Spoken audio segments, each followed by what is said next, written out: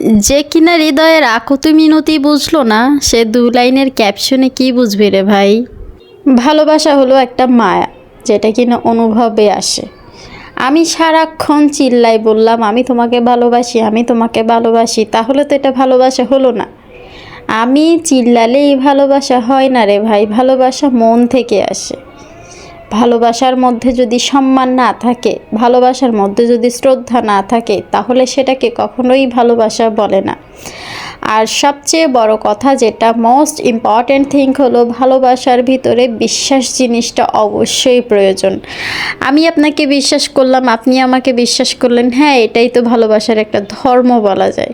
আর আজকালকার যুগে ভালোবাসা বলতে তেমন কিছুই নাই, এগুলো হলো সব লোক দেখানো। ভালোবাসা দিবসেই যে তুমি আমাকে ভালোবাসো এটা বললেই আমাকে তুমি ভালোবাসো, ভালোবাসার কোনো দিবস হয় না। আসলে যে ভালোবাসতে জানে সে প্রতিটা সেকেন্ডে প্রতিটা মুহূর্তেই ভালোবাসে। তাই বলি কি, এগুলা নিয়ে কথা বাড়াবাড়ি করার কোনো প্রয়োজন নেই। আমার ভিডিওটি ভালো লেগে থাকলে পাশে থাকবেন। আল্লাহ হাফেজ সবাইকে।